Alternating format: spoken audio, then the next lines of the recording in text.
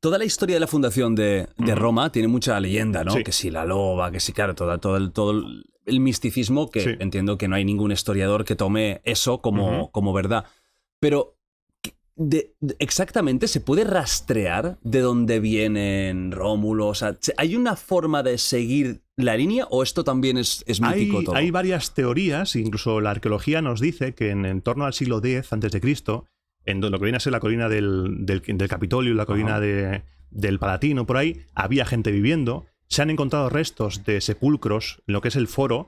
Si estamos en el foro al lado del templo de Faustino y Antonina, hay sepulcros humanos, hay restos de enterramientos humanos de esa época. Y ya se sabe que hay como una serie de pueblos que se van uniendo. Ese es el germen de Roma. Más o menos coincide con lo que las fuentes nos cuentan, la cronología de las fuentes. Pero no podemos llegar a saber si había 7 reyes, porque luego más adelante nos cuenta que hubo otro tipo, un etrusco llamado Lars Porsena, que conquistó Roma también. Entonces sería un 8º rey.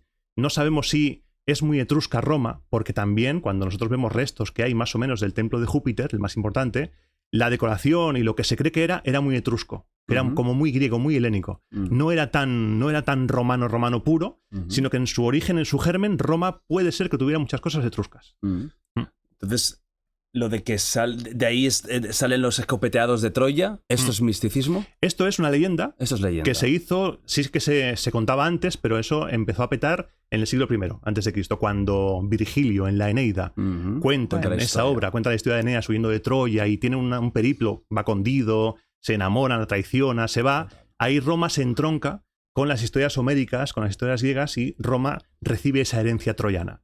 Entonces Roma se convierte en el destino, como destino. Roma es un destino para conquistar el mundo. Entonces ahí con esa historia es cuando se fija ese destino. Pero arqueológicamente no, digamos. No hay... Sí. No se puede seguir una línea de clara Rómulo, y directa. No, porque sí que se pueden seguir restos de edificios. Por ejemplo, el templo de Saturno sí que se sabe que es de tiempos de principios de la República. Tenemos también en el Foro Boario cerca un lugar llamado Sano Bono, que es un lugar arqueológico que hay restos de incendio de época monárquica, que podemos creer que la monarquía acabó con más violencia de la que parecía, de la que nos cuentan. Entonces hay diferentes fotos inconexas, pero que juntas podemos intentar pensar. Esto en historia antigua, el creemos o se piensa que no te puedo dar nunca muchas veces una cosa cierta, porque no la sabemos.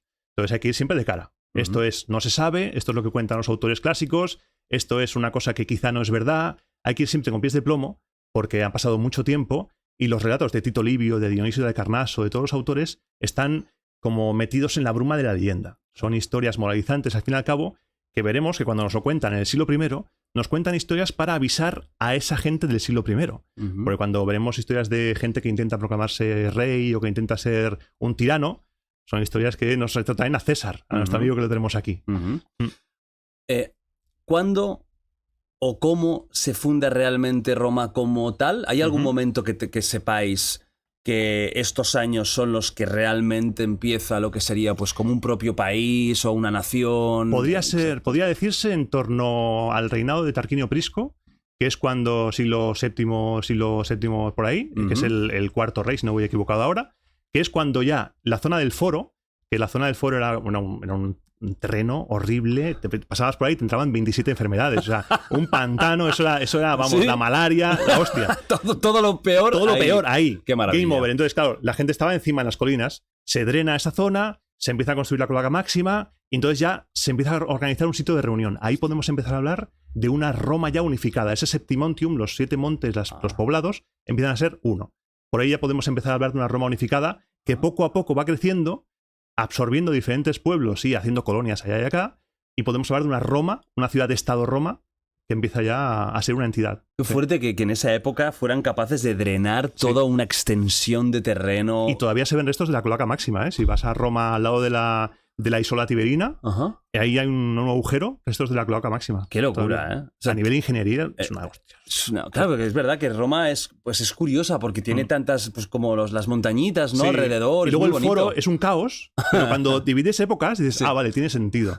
Pero tiene muchas cosas juntas y te puedes perder. Te puedes perder fácilmente porque es enorme. No es enorme. Barcelona, que es así, No. clac, clac, clac. Exacto, es un todo, caos. Es un caos. Sí. A día de hoy también, Sí. Peor. El tráfico, la gente, ambulancias por acá, policías gritando. Vi un policía que le daba golpes al capó de un coche. O sea, ¿esto qué es? Que a lo mejor le estaba arreglando una avería. Puede ser, pero yo creo que Roma es un server de GTA. Ya, es el GTA de Europa. Sí. Es el GTA de Europa.